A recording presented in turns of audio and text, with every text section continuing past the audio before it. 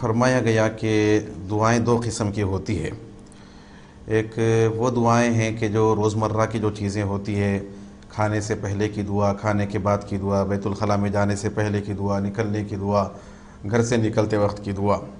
تو ان کے لیے ہاتھ اٹھانے کی ضرورت نہیں ہوتی۔ ہاں یہ کہ جو دعائیں جو ہے اس طرح کی نہیں ہے، روزمرہ کے معاملات سے تعلق رکھنے والی نہیں ہوتی، تو ان کے لیے پھر حکم یہ ہے کہ جب دعا کی جائے، رب تعالیٰ کی بارگاہ میں عرض کیا جائے، تو پھر دعا کرنے کا طریقہ بیان کیا گیا۔ احادیث شریفہ میں جو آپ صلی اللہ علیہ وآلہ وسلم نے ہمیں دعا کا طریقہ سکھایا ہے کہ جب دعا کریں تو بہتر یہ ہے کہ قبلے کی طرف ہمارا چہرہ ہو،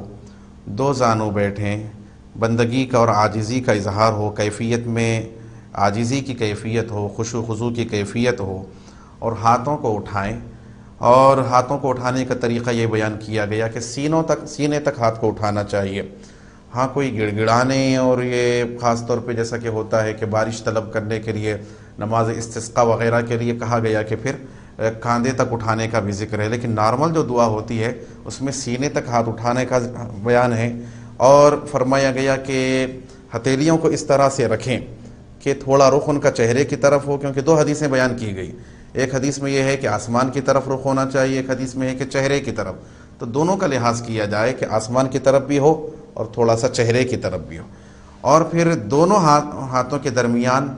فاصلے کا بھی ذکر ہے کہ فاصلہ ہو، کھلا ہو تھوڑا سا،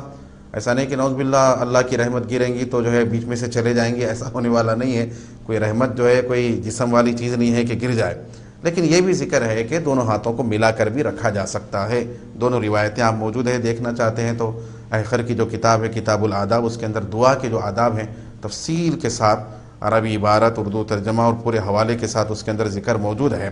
تو اس طرح سے پھر دعا کی جائے۔ اور پھر یہ بھی ہے کہ آپ صلی اللہ علیہ وآلہ وسلم جب دعا کے لیے ہاتھ اٹھاتے تو پھر دعا کے ختم پر پھر اس ہاتھ کو چہرے پر پھیر لیتے تھے، تو پھر اختتام دعا پر ہاتھ کو چہرے پر پھیر لینا چاہیے۔